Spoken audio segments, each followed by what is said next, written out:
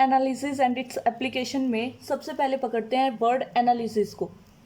Analyse करना मतलब किसी चीज़ का विश्लेषण करना। फॉर एग्जांपल, आप किसी एग्ज़ाम में अपीयर हुए हैं और एग्ज़ाम आपने क्रैक कर लिया या फिर फेल हो गए। अगर फेल हुए हो तो आप एनालाइज करोगे कि मेरे कौन से क्वेश्चंस गलत हुए हैं, कितने गलत हुए हैं, मुझे क्या करने की कोशिश क्या करना चाहिए। अगर पास हुए तब भी हम ये सोचते हैं कि हमने ये पढ़ा था, ये किया था, हमने इतना इम्प्रूव किया था। मतलब एक तरह से हम उस एग्ज़ाम का विश्लेषण करते हैं कि हमने क्या करना चाहिए, कहाँ कमी रहेगी, वो कमी को पूरा करने के लिए हम क्या करेंगे, है ना। तो डायमेंशन एनालिसिस के हम 3 एप्लीकेशंस पढ़ने वाले हैं। फर्स्ट है, it is use to validate और to check the validity of an equation. अभी बताया एनालिसिस में क्या करते हैं, हम किसी भी चीज़ को हम ये देखते हैं कि अगर कुछ कमी है या सही है तो किस हद तक कमी है उसके अंदर और किस हद तक वो सही है। वैसे ही डायमेंशन एनालिसिस में हम क्या करेंगे, किसी भी इक्वेशन को देखेंगे कि वो कितनी वैलिडेट है, मतलब पहले वैलिडेट है या नहीं है, और वैलिडेट नहीं है तो कितनी वैलिडेट नहीं है, और है तो किस हद तक वो वैलिड करती है। ठीक है।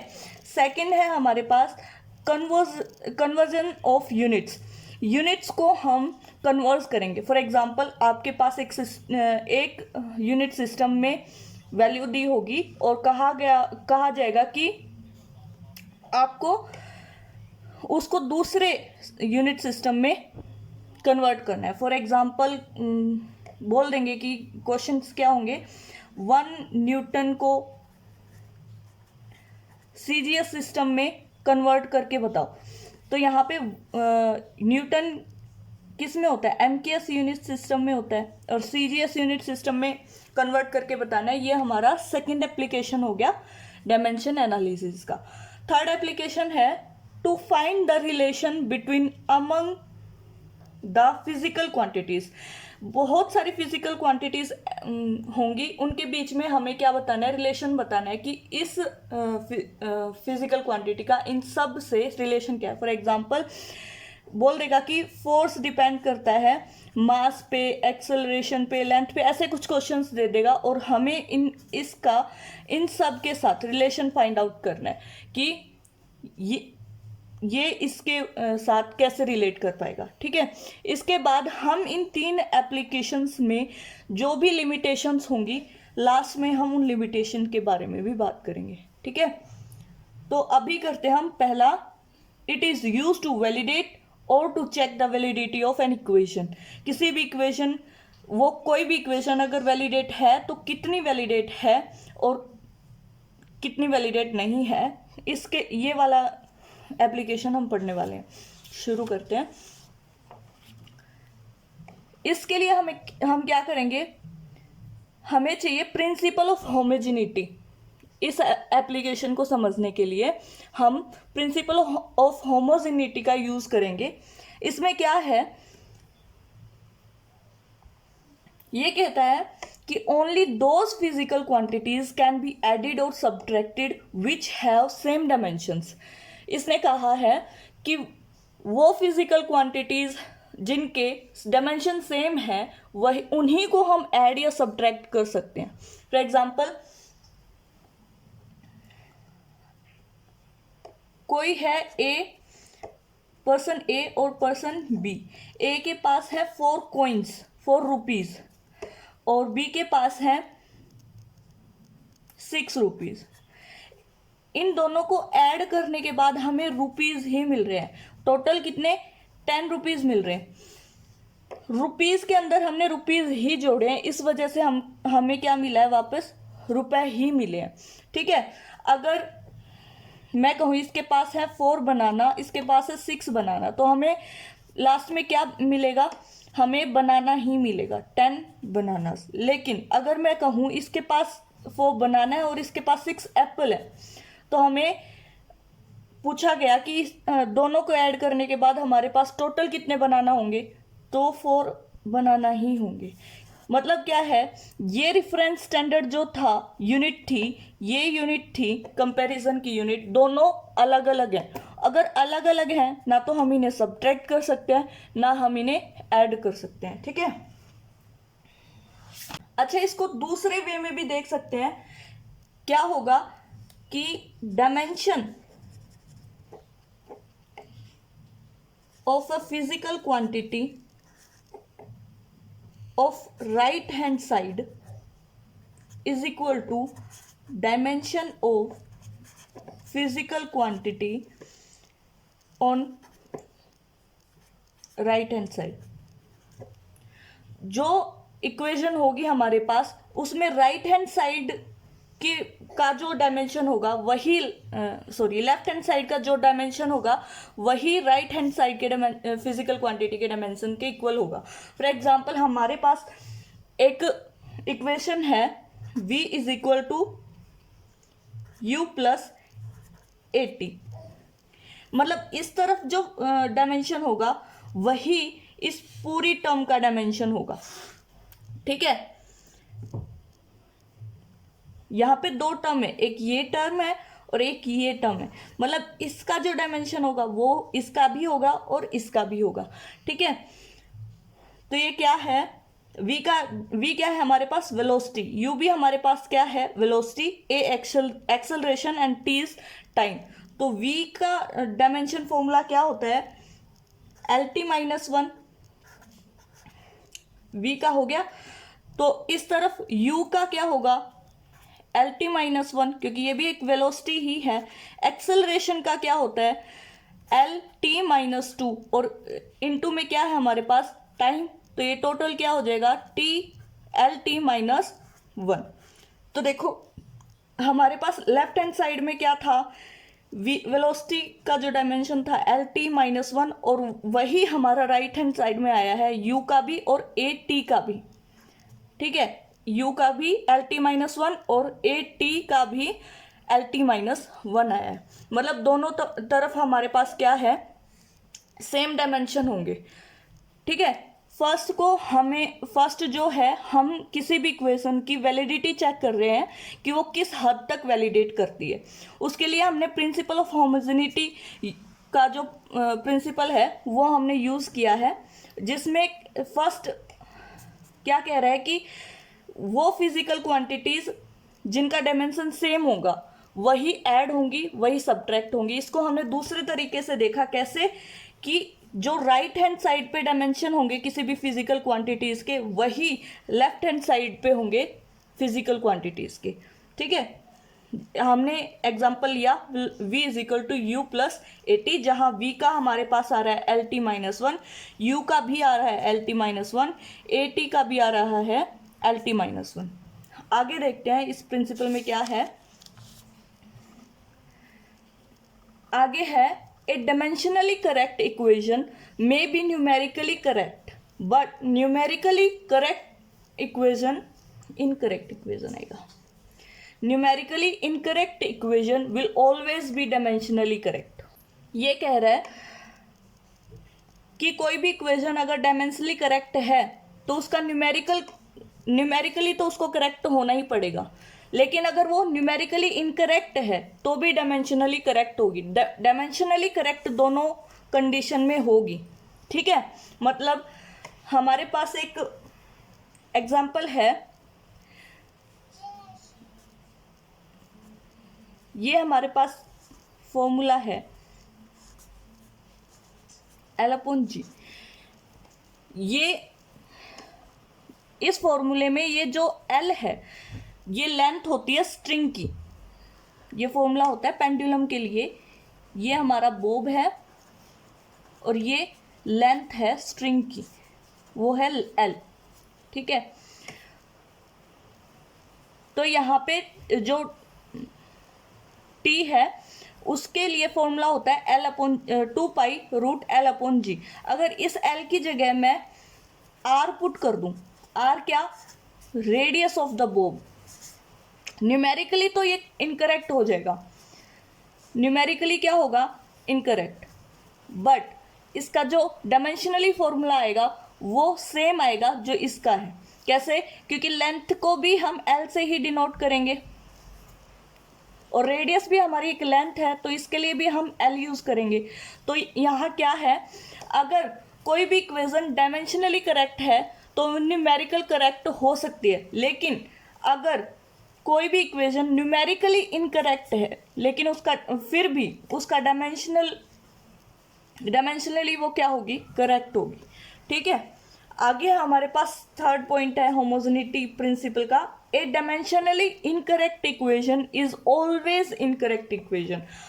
इसमें क्या था कि दोनों ही कंडीशन में क्या था, डायमेंशनली करेक्ट होगी, लेकिन अगर कोई भी इक्वेशन डायमेंशनली इनकरेक्ट हो गई ना तो वो न्यूमेरिकली तो इनकरेक्ट रहेगी, वो इक्वेशन ही गलत, हमेशा गलत ही होगी।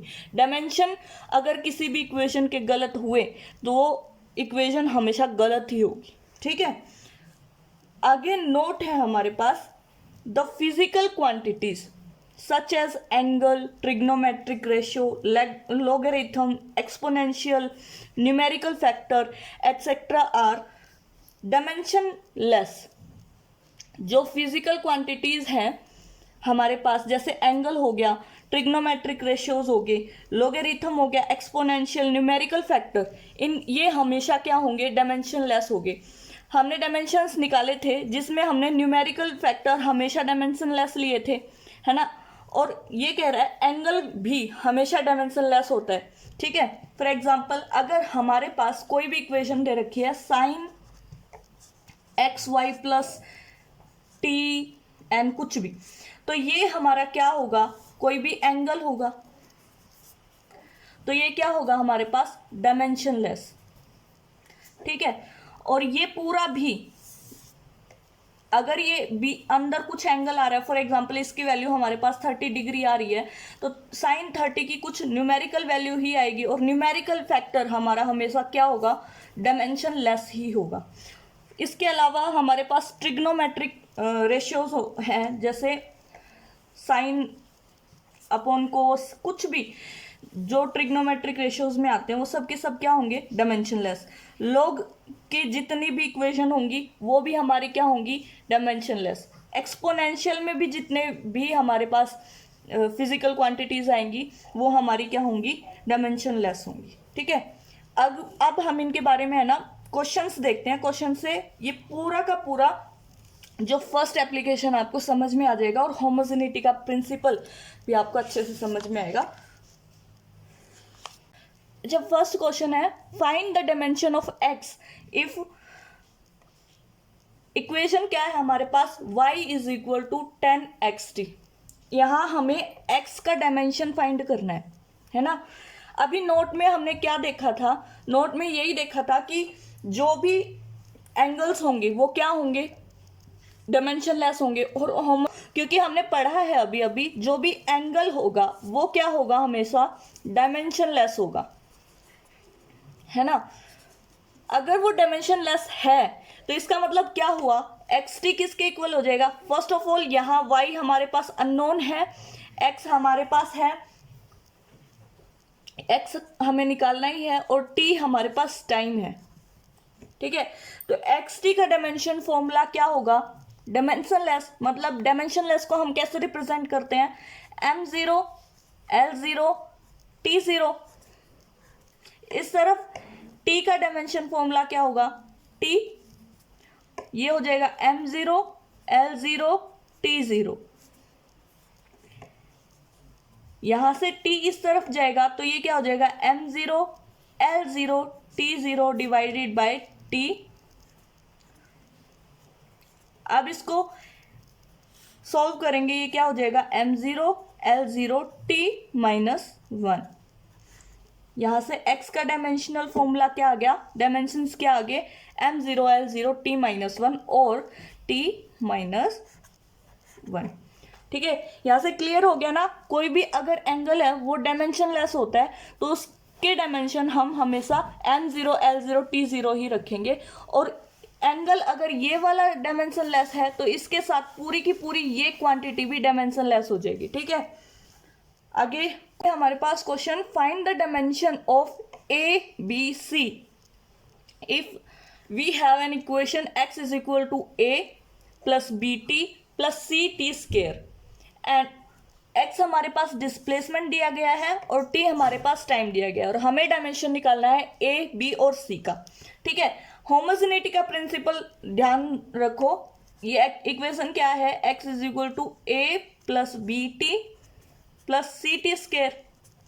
होमोजेनिटी का प्रिंसिपल क्या कहता है, dimension of a physical quantity on right hand side left hand side is equal to dimension of a physical quantity on left hand side। मतलब क्या है, x का जो डायमेंशन होगा वही a का होगा, x का जो डायमेंशन होगा वही bt का होगा, x का जो डायमेंशन होगा वही ct स्क्वायर का होगा। तो वैल्यू पुट कर देते हैं, x is equal dimension of x is equal to dimension of a। x क्या है हमारे पास, डिस्प्लेसमेंट, और डिस्प्लेसमेंट का डायमेंशन क्या होता है l, तो a का डायमेंशन क्या हो जाएगा l। ठीक है, वैसे ही dimension of bt is equal to dimension of x, तो b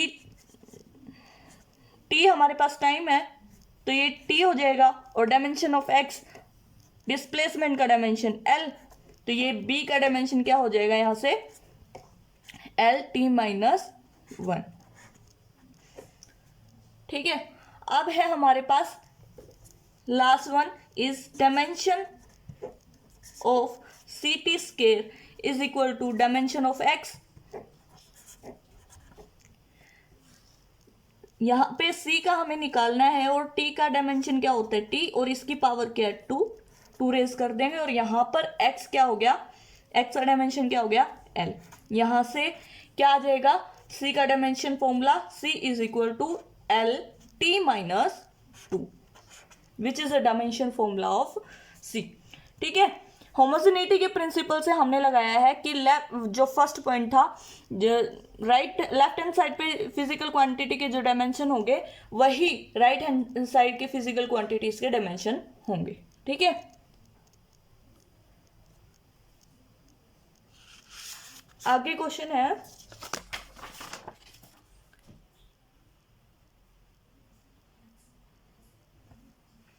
आगे हमारे पास if mu is refractive index, mu हमारे पास क्या है refractive index. Mu refractive index का फॉर्मूला क्या था, c upon v। c upon v का मतलब क्या, c अपॉन v का मतलब क्या है, c is speed of light in vacuum and नीचे v speed of light in medium. तो स्पीड ऑफ लाइट, ऊपर भी स्पीड के डायमेंशन आएंगे, नीचे भी स्पीड का ही डायमेंशन आएगा, तो स्पीड के डायमेंशन से स्पीड का डायमेंशन कट जाएगा और हमारे रिफ्रैक्टिव इंडेक्स क्या आया था, dimension less. That's mean this is m0 l0 t0। यही था ना डायमेंशन वाले चैप्टर में, हमने पढ़ा है अच्छे से इनको। और क्या दे रखा है, लैम्डा। लैम्डा इज वेवलेंथ, मतलब किसी भी वेव की लेंथ, वेव की लेंथ ही है तो इसका मतलब ये लेंथ होगा, और किसी भी लेंथ का डायमेंशन फॉर्मूला क्या होता है l, है ना। तो find the dimension of a and b in the given equation.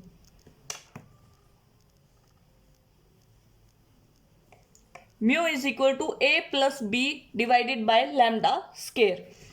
Mu हमारे पास यहां है refractive index which is dimensionless, and lambda के हमने डायमेंशन देख ही लिया है l, तो ये क्या हो जाएगा, म्यू के जो डायमेंशन होंगे, dimension of mu is equal to dimension of a।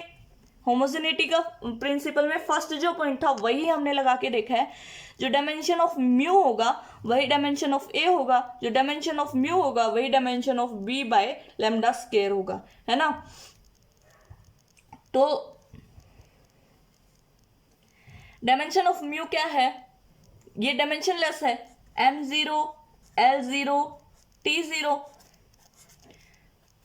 तो ए भी हमारा क्या होगा, डायमेंशनलेस। ठीक है, आगे है सेकेंड है हमारे पास dimension of mu is equal to dimension of b upon lambda square. ए तो हमारा क्या आ गया, डायमेंशनलेस आ गया, और बी के अब यहां से निकाल रहे हैं। म्यू हमारे पास है m0 l0 t0, बी का निकालना है। लैम्डा के डायमेंशन क्या है, लैम्डा का l है, इसकी पावर 2 है तो इस पावर 2 रेज कर देंगे। यहां से बी का क्या आ जाएगा dimension formula, m0 l minus 2 t0, और सिंपली हम कह सकते हैं l माइनस 2। ठीक है, ये हमारे पास ए और बी दोनों का डायमेंशन आ गया। ठीक है,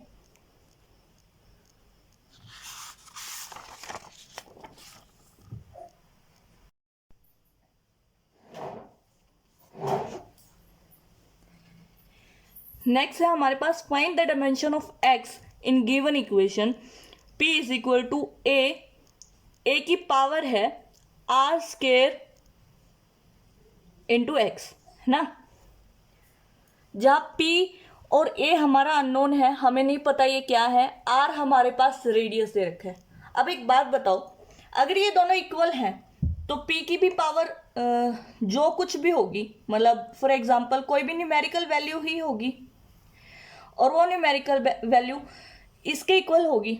और किसी भी न्यूमेरिकल वैल्यू का डायमेंशन क्या होता है, कुछ भी नहीं, वो डायमेंशन लेस होती है ना। तो आर स्क्वायर एक्स क्या होगी, डायमेंशन लेस फिजिकल क्वांटिटी। ठीक है, डायमेंशन लेस है, इसका मतलब r square x is equal to m0 l0 t0। x का हमें डायमेंशन फॉर्मूला निकालना है और r हमारे पास रेडियस है, तो डायमेंशन r का क्या हो जाएगा, r क्या है, रेडियस, रेडियस क्या होती है, लेंथ, और लेंथ के लिए हम क्या यूज करेंगे, l। इसका स्क्वायर है तो पावर रेज कर देंगे 2 और into x is equal to m0 l0 t0। x का क्या डायमेंशन होगा फिर, m0 l0 t0 divided by l की पावर 2। तो ये l की पावर 2 ऊपर जाएगी, ये माइनस में हो जाएगी, तो x के डायमेंशन होंगे m0 l माइनस 2 t0, तो ये हो जाएगा l माइनस 2। ठीक है, नेक्स्ट है हमारे पास find the dimension of a and b in the given equation p is equal to a minus t square divided by bx, जहां p हमारा क्या है, प्रेशर, t हमारा क्या है, टाइम, x हमारा क्या है, डिस्प्लेसमेंट। प्रेशर का हमने डायमेंशनली फॉर्मूला निकाला, क्या है, प्रेशर क्या होता है, फोर्स अपॉन एरिया, फोर्स का क्या होता है ml, t minus 2, area L2, L से L कट जाएगा, ml माइनस 1 t माइनस 2। ये हमारे प्रेशर के डायमेंशन फॉर्मूला है। ठीक है, और टाइम के लिए डायमेंशन फॉर्मूला t, x के लिए डायमेंशन फॉर्मूला मतलब डिस्प्लेसमेंट के लिए L। तो इसको हम सिंपल कर सकते हैं, p is equal to a divided by bx minus t square upon bx, है ना। तो जो डायमेंशन p का होगा वही डायमेंशन इस टर्म का होगा और वही डायमेंशन इस टर्म का होगा, मतलब dimension of p is equal to dimension of a bx, और यहाँ पे dimension of p is equal to dimension of t square upon bx। ठीक है, हमने निकालना है a और b दोनों का। पहले इसको सॉल्व कर लेते हैं, क्योंकि हमारे पास यहाँ b है और यहाँ हमारे पास दोनों टर्म है, यहाँ हम b की वैल्यू पुट कर देंगे, फिर हमारा a का आ जाएगा। ठीक है, तो ये क्या होगा, डायमेंशन ऑफ p क्या है, m L minus one t minus to. ठीक है, टाइम के लिए टी इसका स्केयर, बी एक्स हमारे पास क्या है डिस्प्लेसमेंट, इसका डायमेंशन फॉर्मूला एल। ठीक है, अब सोल्व करना है सिंपल, बी ऊपर चला जाएगा और ये आ जाएगा नीचे, t square l m l minus one t minus two. तो यहाँ बी क्या आ जाएगा m minus one, l l से एल कट जाएगा, ये minus plus zero, l zero और t two plus two four, ये ऊपर जाके प्लस हो जाएगा ना, तो बी क्या आ जाएगा m minus one t four. ये आ गया बी का डायमेंशन फॉर्मूला। यहाँ क्या है dimension of p m l minus one t minus two which is equal to dimension of a upon b x. A हमें निकालना है, बी का हम निकाल चुके क्या m minus one t four, ये हो जाएगा एक्स का क्या एल, तो यहां से ए का क्या हो जाएगा m l minus one t minus two into m minus one t four into l. M से एम कैंसिल आउट, तो एम जीरो, एल के क्या क्या है एल माइनस वन एल, ये भी कट जाएगा, L zero, t minus to T plus four, minus two plus four is equal to plus to, T की पावर टू, ये डायमेंशन फॉर्मूला हो जाएगा हमारा ए का। तो ए का डायमेंशन फॉर्मूला क्या आया टी स्केयर। अच्छा, यहाँ पे हम ए का दूसरे तरीके से भी निकाल सकते थे। क्या है हमारे पास इक्वेशन ए माइनस टी स्केयर।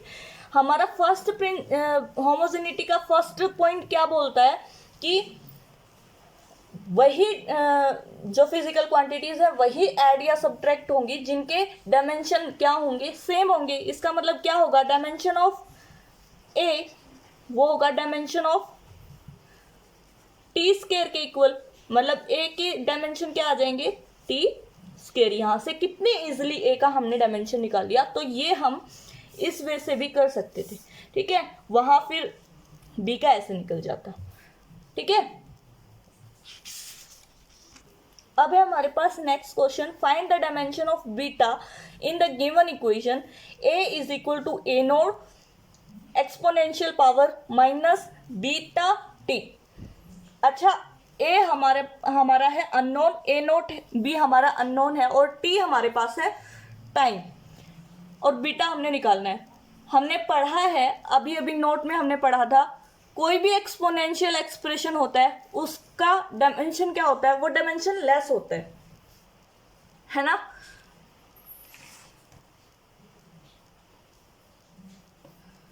तो बीटा क्या हो जाएगा, बीटा टी क्या हो जाएगा, ये टर्म क्या हो जाएगी dimensionless. That's mean beta t is equal to m zero l zero t zero. तो टी का क्या हो जाएगा t m zero l zero t zero, यहां से बीटा निकल जाएगा m zero l zero t minus one which is equal to t minus one. ठीक है, dimension of a omega and k in the given equation are is equal to a sine omega t minus k x where r is displacement, t is time and x is distance. R displacement है, इसका dimension क्या होगा l, time का t और distance का l. और दूसरी बात,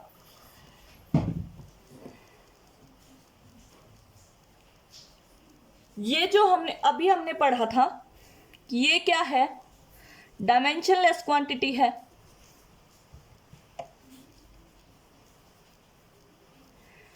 डायमेंशनलेस क्वांटिटी है क्योंकि एंगल जो भी होता है वो क्या होता है डायमेंशनलेस होता है ना।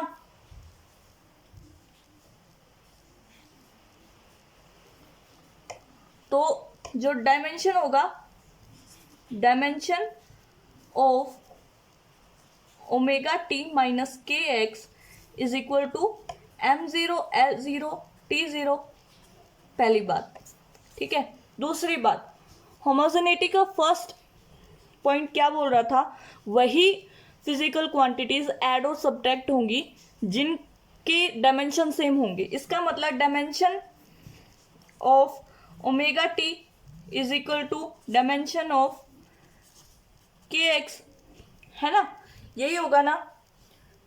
तो dimension of omega t minus k x क्या आ रहा है, m0 l0 t0। तो डायमेंशन ऑफ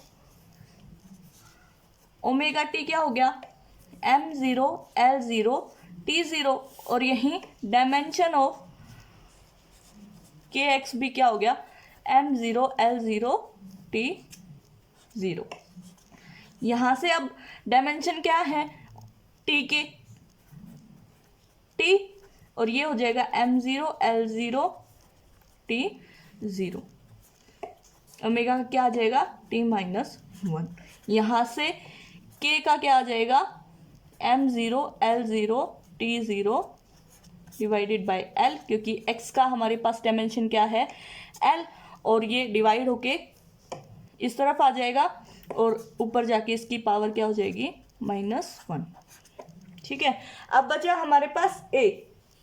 तो ये पूरी क्वांटिटी डायमेंशन लेस है और ये a किसके इक्वल हो जाएगा, r के equal. Dimension of r is equal to dimension of a। Dimension of r क्या है, r हमारे पास है डिस्प्लेसमेंट, डिस्प्लेसमेंट के लिए l यूज कर रहे हैं, तो डायमेंशन ऑफ a क्या हो जाएगा, l, ठीक है। यहां से हमारे पास a का भी आ गया है, ओमेगा का भी आ गया है और k का भी आ गया है, ठीक है। ये आई थिंक लास्ट क्वेश्चन है। ये हमारा डायमेंशन एनालिसिस का सेकंड एप्लीकेशन क्या था, conversion of unit from one unit system to another.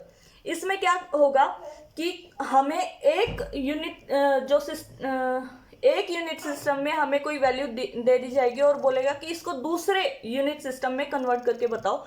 इसमें क्या होगा कि कोई भी फिजिकल क्वांटिटी है जिसको हम दूसरे यूनिट सिस्टम में अगर कन्वर्ट कर रहे हैं तो उसकी न्यूमेरिकल वैल्यू चेंज हो सकती है, लेकिन उसका डायमेंशन चेंज नहीं होगा।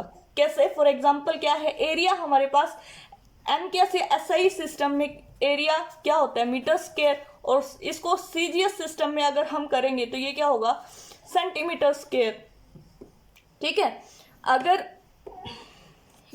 किसी भी रेक्टेंगल का साइड दे रखी है, स्क्वायर ले लो, 1 मीटर इसकी साइड दे रखी है, तो इसका एरिया जो होगा क्या होगा, 1 मीटर स्क्वायर, है ना। और सीरीज सिस्टम में इसको कन्वर्ट करेंगे तो ये क्या हो जाएगा, 100 × 100 सेंटीमीटर स्क्वायर। यहां पे इसकी न्यूमेरिकल वैल्यू चेंज हो रही है, यूनिट चेंज हो रही है, लेकिन डायमेंशन क्या है, दोनों लेंथ की तो है, डायमेंशन लेंथ का है। इसका भी एल स्क्वायर डायमेंशन आएगा और इसका भी एल स्क्वायर डायमेंशन आएगा, तो डायमेंशन इसके चेंज नहीं होने वाले, ठीक है, ठीक है, डायमेंशन इसके चेंज नहीं होंगे। तो हमारे पास इक्वेशन क्या है, अगर किसी भी फिजिकल क्वांटिटी को हम दूसरे यूनिट सिस्टम में चेंज कर रहे हैं तो उसकी न्यूमेरिकल वैल्यू चेंज कर सकते हैं। कौन सी इक्वेशन को यूज करके, n1 u1 is equal to n2 u2, जहां हमारे पास n1 क्या है, न्यूमेरिकल वैल्यू है, और u क्या है, n1 नहीं सॉरी n1 और n2 ही दोनों ही क्या है, न्यूमेरिकल वैल्यू है, और u1 u2 दोनों क्या है, units in the system of unit, ठीक है। फॉर एग्जाम्पल अगर एम के सिस्टम में हम कहें कि 1 मीटर को सीजीएस सिस्टम में चेंज करके दिखाओ, तो ये क्या होगा, 100 सेंटीमीटर, यही होगा ना। यहां पे 1 और ये 100 क्या है, न्यूमेरिकल वैल्यू है, और मीटर और सेंटीमीटर क्या है, हमारे पास यूनिट्स है, ठीक है, अपने अपने यूनिट सिस्टम में, ठीक है। ये एमकेएस यूनिट सिस्टम में है मीटर, और ये है हमारे पास सीजीएस यूनिट सिस्टम में सेंटीमीटर, ठीक है।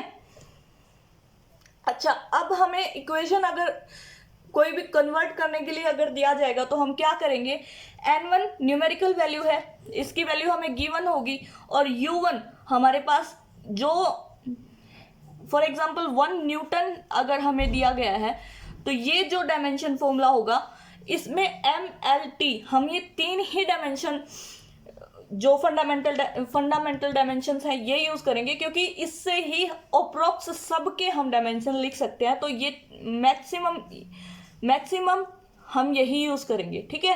MLT ये होगा न्यूटन का जो डायमेंशन फॉर्मूला होगा वो, और यहाँ पर n2 न्यूमेरिकल वैल्यू होगी जो हमें निकालनी है, और ये होगा डायमेंशन फॉर्मूला CGS या फिर किसी भी दूसरी यूनिट सिस्टम में जिसको हम यूज करने वाले। तो यहाँ से n2 की वैल्यू क्या हो जाएगी, देखो m1 L1 T1 MLT ये फंडामेंटल डायमेंशन है, ये तो चेंज होने वाले नहीं है, और इनकी जो पावर भी होगी, देखो L की पावर 2 ही यहाँ आई थी और 2 ही यहाँ आई थी, पावर तो चेंज नहीं हो रही ना, लेकिन जो न्यूमेरिकल वैल्यू है वो चेंज हो सकती है ना, और जो यूनिट सिस्टम में जो यूनिट आएगी वो चेंज होगी। तो यहाँ पे M1 L1 T1 की पावर ABC ली है, और M2 L2 T2 की भी पावर ABC ली है, क्योंकि पावर जो होगी वो चेंज नहीं होगी।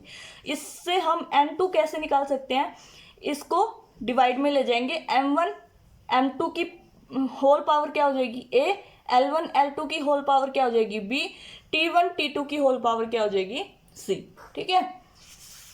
क्वेश्चंस देखते हैं, क्वेश्चन से अच्छी तरह समझ में आ जाएगा।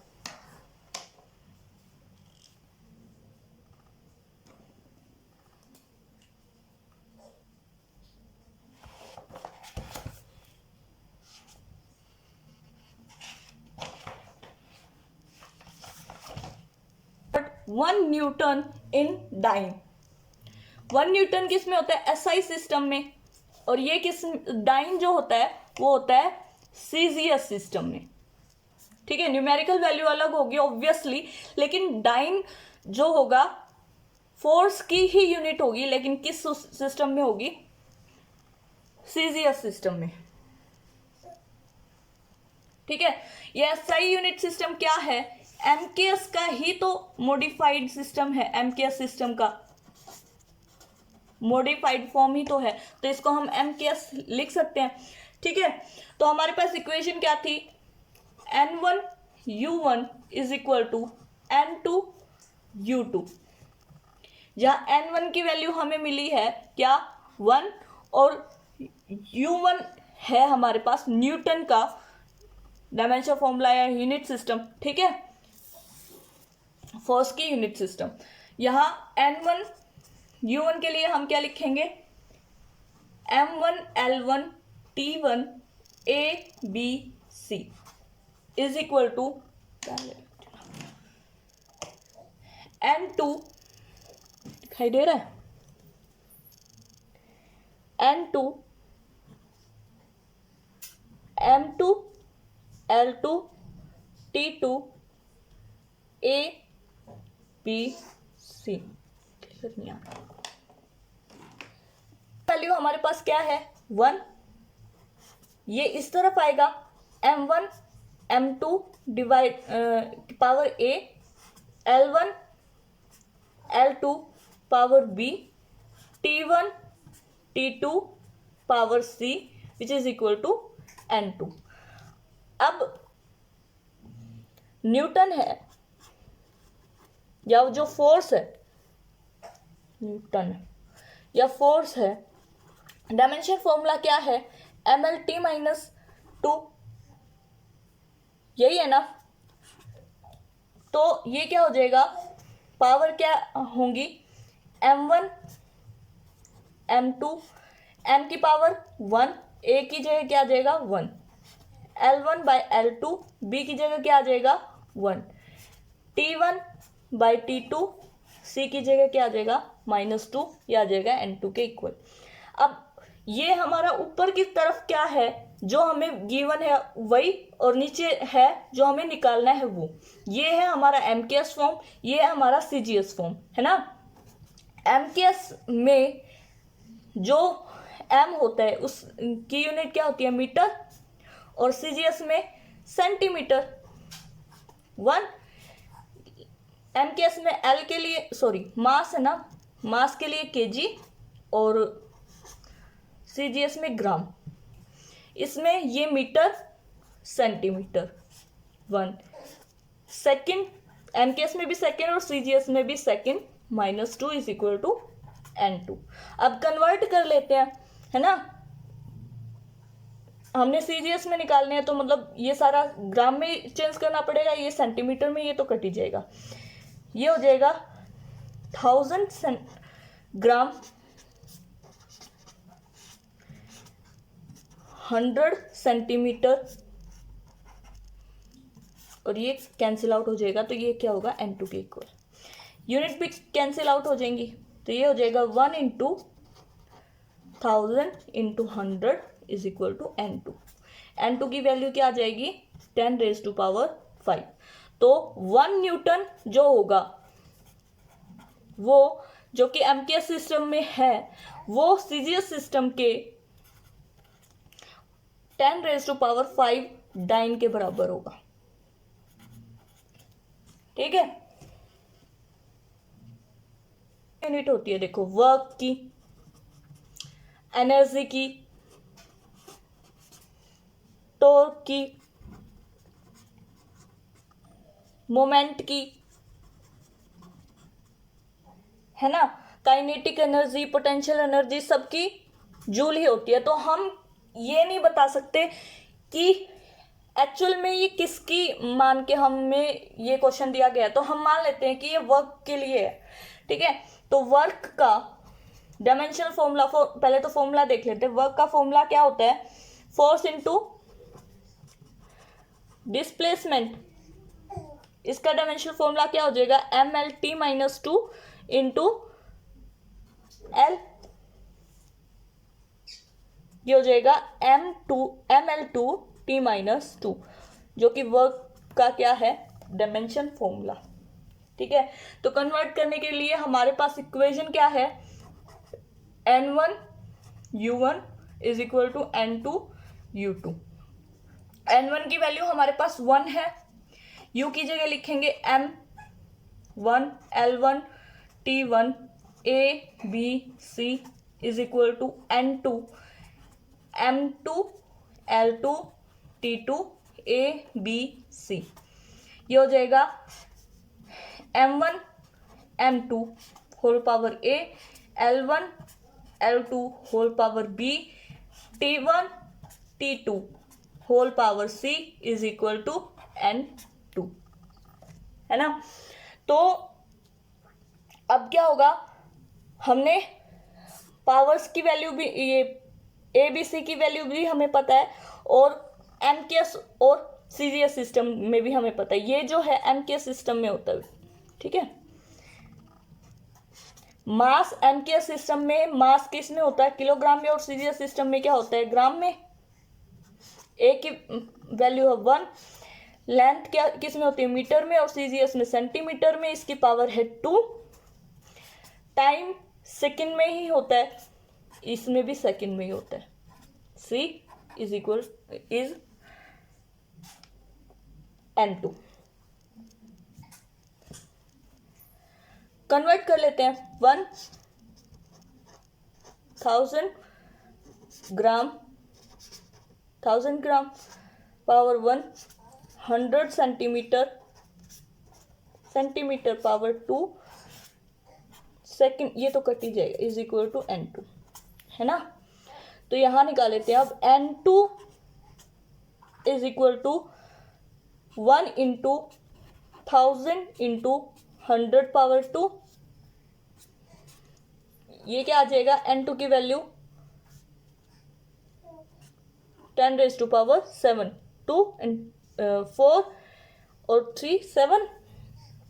तो जो 1 जूल होता है एमकेएस सिस्टम में, वो 10⁻⁴ अर्ग के बराबर होता है। सीजीएस सिस्टम में क्या होगा, अर्ग होगा।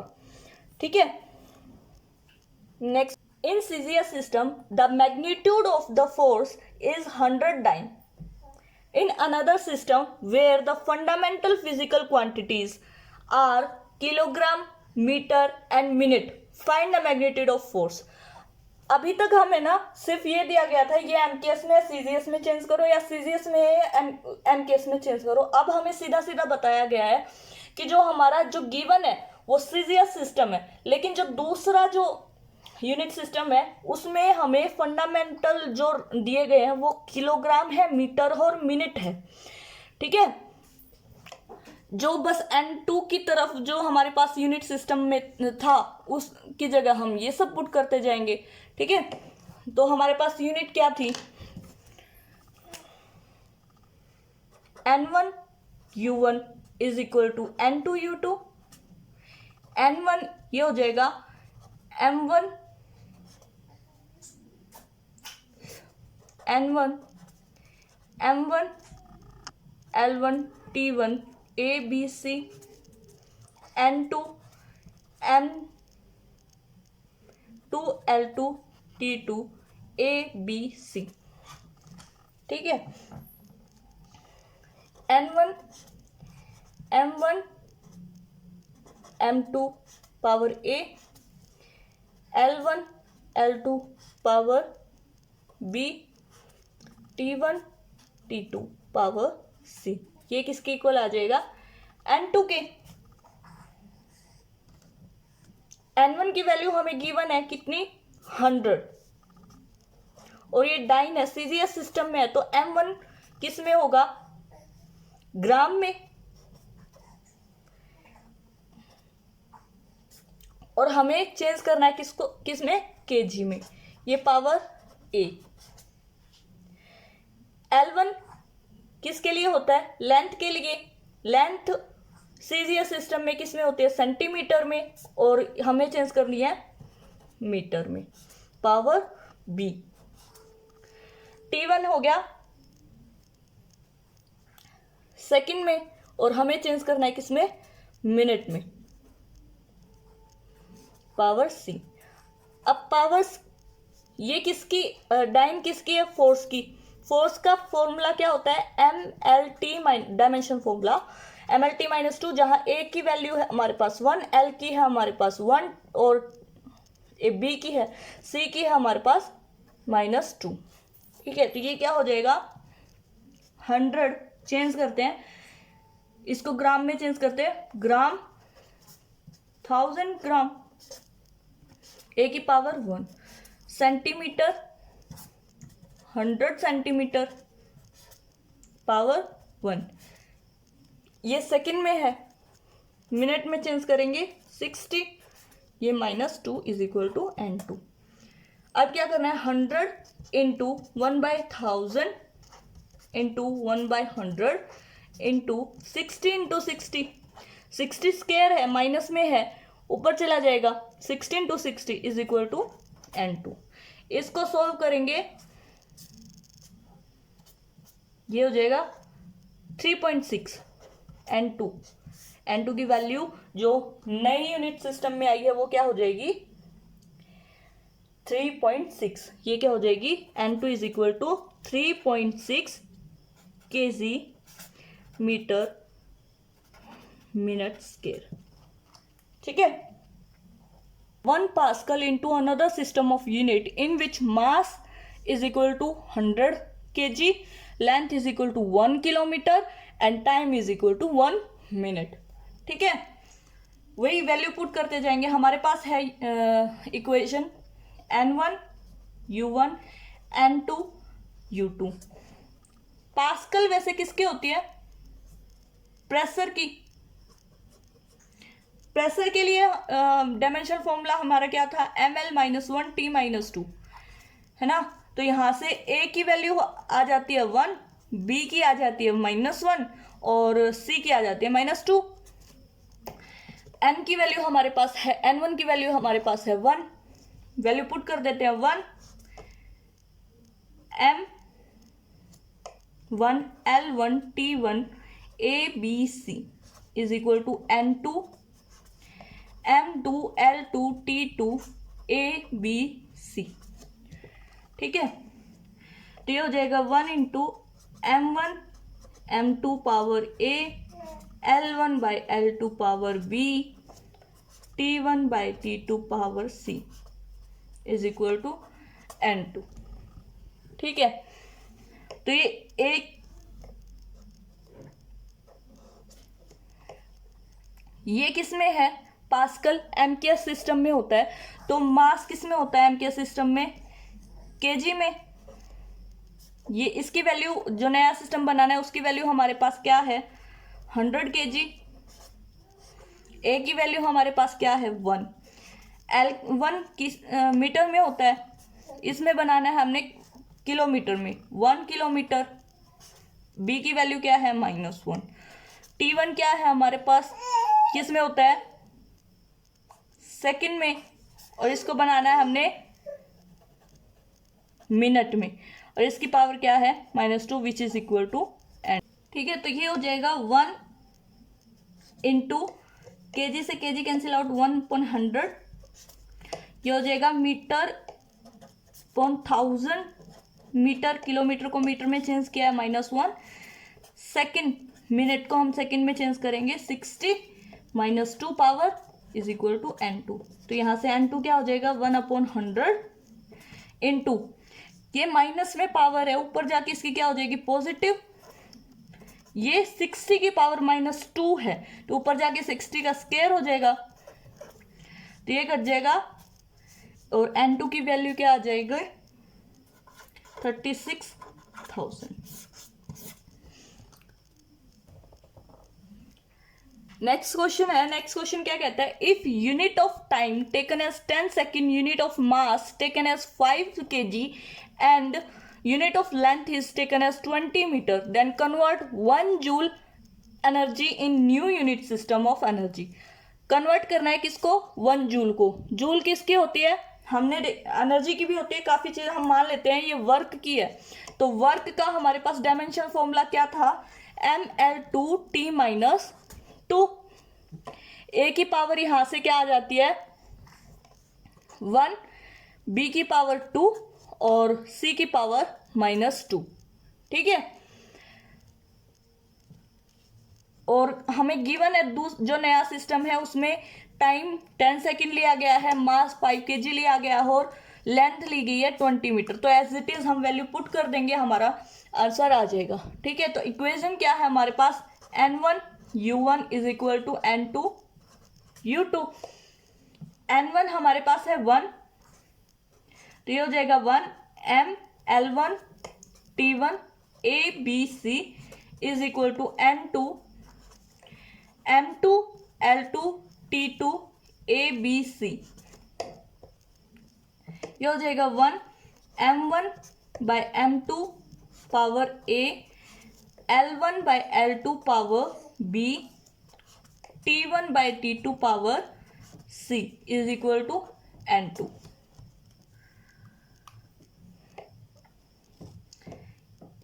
यहाँ जूल है, तो जूल किस में है, एमकेएस सिस्टम में वर्क वो होती है यूनिट। तो मास के लिए क्या यूज होगा, केजी, और जो नया सिस्टम है उसमें हमने मास कितना यूज करना है, 5 kg। तो ये 5 kg और ए की वैल्यू हमारे पास 1। एल किसके लिए होता है, लेंथ के लिए। लेंथ के लिए हम एमकेएस सिस्टम में क्या यूज करते हैं, मीटर, और जो नया सिस्टम है उसमें हमें क्या लेना है, 20 मीटर। 20 मीटर, और पावर क्या है, बी की वैल्यू क्या है, 2। टाइम के लिए हम सेकंड यूज करते हैं एमकेएस सिस्टम में, और नया सिस्टम है उसमें हमें यूज करना है 10 सेकंड, और सी की वैल्यू क्या है, -2 which is equal to n2। तो यहाँ से n2 कितना आ जाएगा, इससे केजी से केजी, मीटर से मीटर, सेकंड से सेकंड कैंसिल आउट हो जाएगा, तो हो जाएगा 1 इंटू 1/5 पावर 1, 1/20 पावर 2 है तो ट्वाइस हो जाएगा मल्टीप्लाई, और 1/-2 है इसकी पावर, तो ये ऊपर चला जाएगा, 10 इंटू 10 हो जाएगा। ठीक है, इसको सॉल्व करेंगे, n2 की वैल्यू आ जाएगी 0.05 यूनिट। ठीक है, जो नया सिस्टम है उसमें n2 की वैल्यू क्या होगी, न्यूमेरिकल वैल्यू क्या होगी, 0.05। ठीक है, ये आई थिंक लास्ट क्वेश्चन है इस एप्लीकेशन का। अब हमारे पास है थर्ड एप्लीकेशन, क्या है? To find the relation among the physical quantities.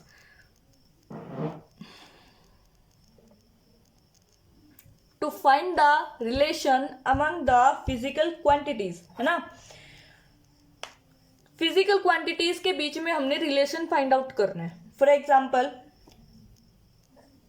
मैं कहूं कि हमारा जो टाइम पीरियड है किसी भी पेंडुलम का, वो पेंडुलम वाला एक्सपेरिमेंट क्या है ना, कि ये बोब होता है और इसको ऑसिलेट कराना होता है।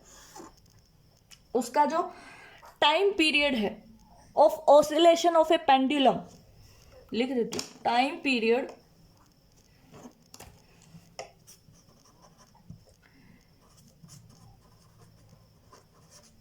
Of oscillation of a pendulum T is depend on mass, length and gravity। मैंने बोल दिया आपको कि जो पेंडुलम टाइम पीरियड है, किसी भी पेंडुलम के ऑसिलेशन का टाइम पीरियड है, वो एक तो इस बॉब के मास पे डिपेंड करता है, एक इसकी लेंथ पे डिपेंड करता है और एक ग्रेविटी पे डिपेंड करता है। ठीक है, अब हमने इन जो फिजिकल क्वांटिटीज है टी का, इनके साथ रिलेशन फाइंड आउट करना है कि ये कैसे सेटअप होगा। मान लेते हैं टी जो है डायरेक्टली प्रोपोर्शनल है एम के, डायरेक्टली प्रोपोर्शनल है लेंथ के और डायरेक्टली प्रोपोर्शनल है जी के, ये हमें गिवन है। मान लेते किसी एक्सटेंट पे है, पावर ले लेते हैं इसकी ए, बी और सी।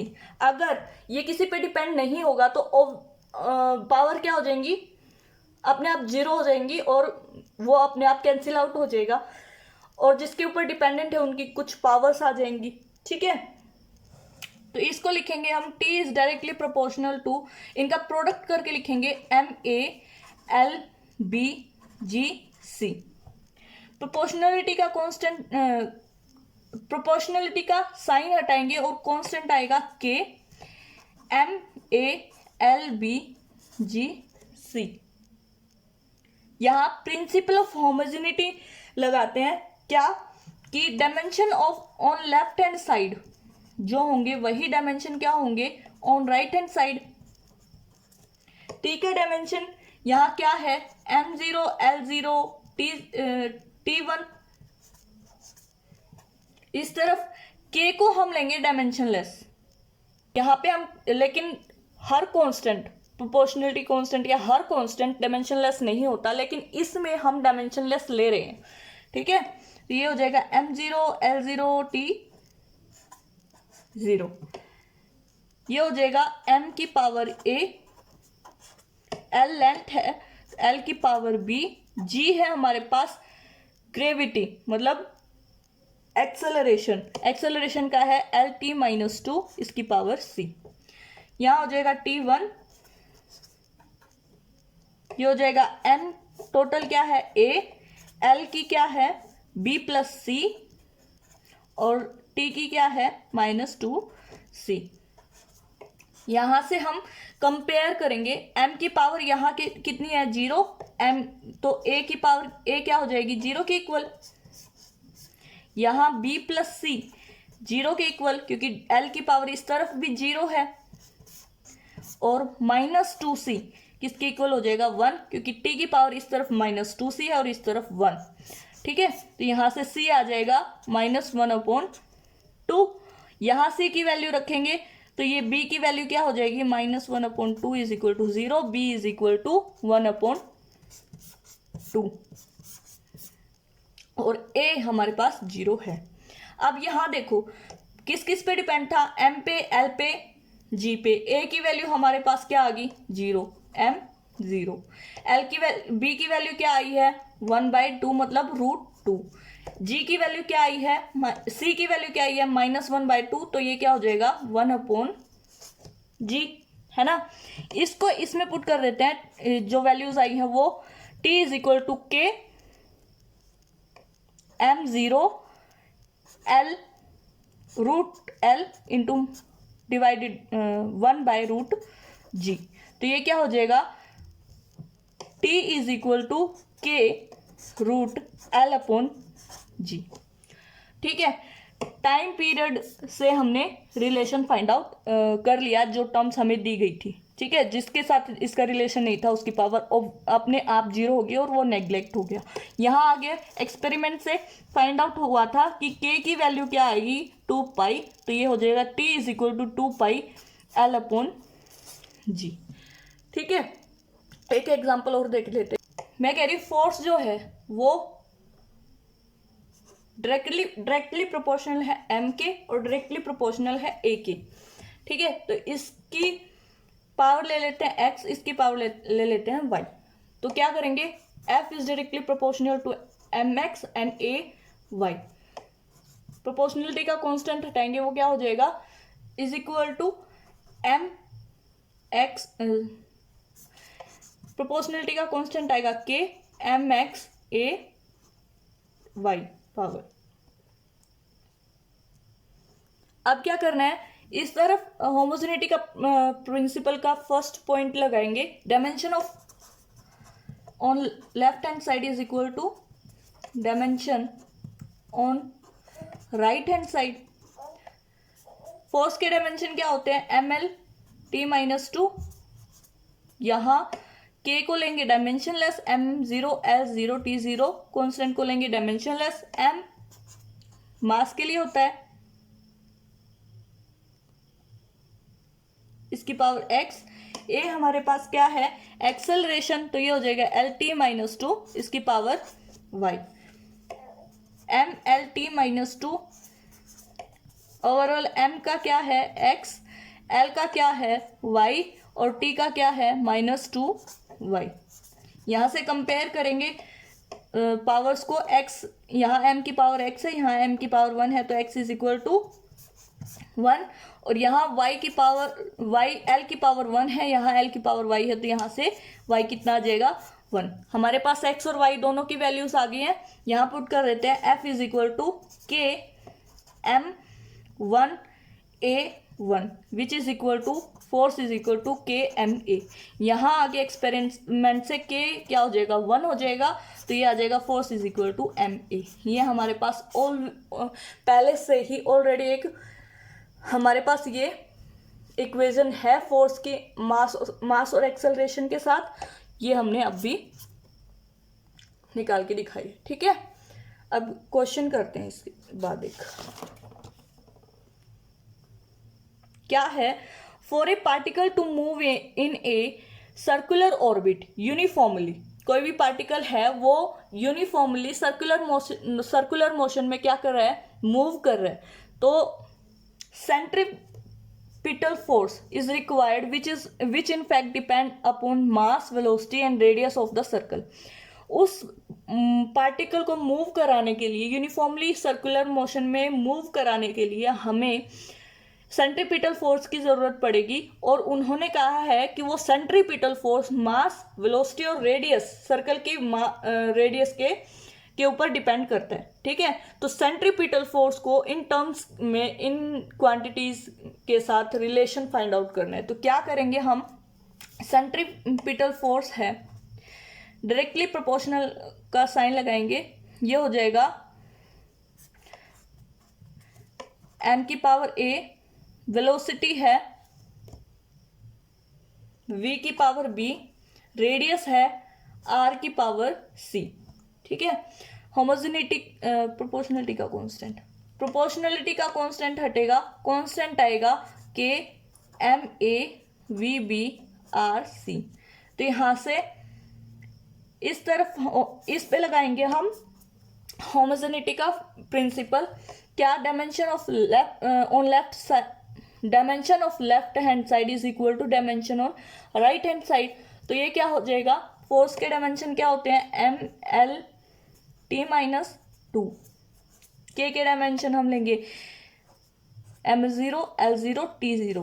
k को हम डायमेंशन लेस ही लेते जा रहे हैं। ठीक है, m मास होता है, m के लिए m, इसकी पावर a। वेलोसिटी का क्या होता है, t-1 पावर v, रेडियस एक लेंथ है तो इसके लिए l, इसकी पावर c। ठीक है, यहां से m l t minus 2, m की पावर ओवरऑल a, l की पावर यहाँ 0 है, यहाँ b है और यहाँ c है, तो ये हो जाएगी b प्लस c, t की पावर यहाँ 0 माइनस b। कंपेयर करेंगे, यहाँ से m की पावर 1, m की पावर a हो जाएगा 1 के इक्वल, माइनस b माइनस 2 के इक्वल है, तो यहाँ से b हो जाएगा 2। यहाँ b प्लस c 1 के इक्वल है और ये 2 है, plus c is equal to 1, c क्या हो जाएगा -1। a b और c तीनों की वैल्यू आ गई है, ये वैल्यू हम पुट कर देंगे यहाँ पे इस इक्वेशन में। तो सेंट्रीपिटल फोर्स क्या आ जाएगा, k is equal to m1 v square r minus 1, मतलब fc is equal to k m v square upon r। ठीक है, सेंट्रीपिटल फोर्स हमारे पास आ जाएगा ये। आई होप आपको इन क्वेश्चन से तीनों की तीनों जो हमारे पास एप्लीकेशंस थी डायमेंशन एनालिसिस की वो अच्छे से समझ में आ गई होगी। लेकिन अब इनके ना कुछ लिमिटेशंस हैं। क्या लिमिटेशंस हैं, अब उनके बारे में बात करते हैं। एक तो ये देखो, ये जो प्रोपोर्शनलिटी के साइन के बाद जो कांस्टेंट आता है वो ज़रूरी नहीं हो सकता कि हर बार डायमेंशन लेस ही आए, है ना। ये तो हम इसमें डायमेंशन लेस लेते जा रहे हैं, पहली बात। दूसरी बात, प्रोपोर्शनलिटी के कांस्टेंट के हटाने के बाद या फिर पहले ही हम इन जितने भी वेरिएबल्स या फिजिकल क्वांटिटीज़ पे हमारी फिजिकल क्वांटिटीज़ डिपेंडेंट है उनको हम मल्टीपल फॉर्म में लिख रहे हैं, किसी और फॉर्म में एडिशन सब्सट्रैक्शन से नहीं निकाल सकते, सिर्फ मल्टीप्लिकेशन का ही होगा। तीसरी बात, ये प्रोपोर्शनलिटी का कांस्टेंट जो है जिसको हम डायमेंशन लेस ले रहे हैं, यहाँ से हम इसकी वैल्यू नहीं निकाल पा रहे हैं। ठीक है, ये वैल्यू k की वैल्यू क्या आएगी वो हमें बाद में एक्सपेरिमेंट्स करने के बाद पता चलेगी। ठीक है, तो इस जो एप्लीकेशन से है हम k की वैल्यू नहीं निकाल पा रहे हैं, इसको हम डायमेंशन लेस ही ले रहे हैं। अगर कोई डायमेंशन लेस यहाँ पे कांस्टेंट आएगा तभी हम रिलेशनशिप बता पाएंगे। अगर बाय चांस कोई कांस्टेंट डायमेंशंस के साथ आ जाए तो हम उसकी वैल्यू नहीं निकाल पाएंगे। ठीक है, रिलेशनशिप सेटअप नहीं कर पाएंगे। तीसरी बात यह है कि हम ये जो फिजिकल क्वांटिटीज के बारे में रिलेशन बता पा रहे हैं वो सिर्फ प्रोडक्ट की वजह से ही बता पा रहे हैं। एडिशन सब्ट्रैक्शन या डिवीजन के बिहाफ पे इसके बीच में हम नहीं बता पाएंगे रिलेशनशिप। लिमिटेशन देख लेते हैं। फर्स्ट क्या है, the physical relation involving logarithm, exponential, trigonometric ratio, etc. cannot be derived by method of dimension analysis। अभी जितने भी हमने फिजिकल क्वांटिटीज के बारे में रिलेशनशिप सेटअप किया है ना, उनमें ये सारी टर्म्स नहीं आई है। अगर ये टर्म्स आती हैं उनके बीच में तो हम रिलेशनशिप सेटअप नहीं कर पाएंगे। फॉर एग्जांपल, इस तरह से कोई रिलेशनशिप ये इक्वेशन दे दी जाए तो हम रिलेशनशिप सेटअप कर ही नहीं पाएंगे, क्योंकि हमारे पास ये फिजिकल क्वांटिटीज़ हैं, इनके हमारे पास डायमेंशन ही नहीं है, डायमेंशन लेस क्वांटिटीज़ हैं। दूसरी बात क्या है, can not find the value of proportionality constant, जो मैंने अभी बताई, जो हम प्रोपोर्शनलिटी कांस्टेंट ले रहे हैं के, इससे हमें उसकी वैल्यू नहीं मिल पा रही है। ठीक है, तीसरी बात है, this method can not be use in which proportionality constant has dimensions. अगर किसी प्रोपोर्शनलिटी कांस्टेंट के डायमेंशन हमें दे दिए जाए तो हम ये वहां पे ये वाला मेथड यूज नहीं कर सकते। चौथी बात, the method can not be use to derive relation other than product of power functions. जो पावर फंक्शंस हमने यूज किए हैं उनके प्रोडक्ट के साथ ही हम उसको रिलेशन को ड्राइव कर सकते हैं। उस मेथड को दूसरे तरीके से हम ड्राइव नहीं कर सकते। For example, addition, subtraction, division लेके हम इस मेथड को ड्राइव मतलब इस रिलेशन ड्राइव नहीं कर सकते, इस मेथड का यूज़ नहीं कर सकते। ठीक है, तो ये हमारे पास लिमिटेशन थी डायमेंशनल मेथड की, और आई होप ये वीडियो आपको यूजफुल रही होगी। और यहीं से हमारा डायमेंशनल का पूरा चैप्टर खत्म होता है। इससे आगे हम शायद सिग्निफिकेंट फिगर के बारे में पढ़ेंगे। तब तक बाय।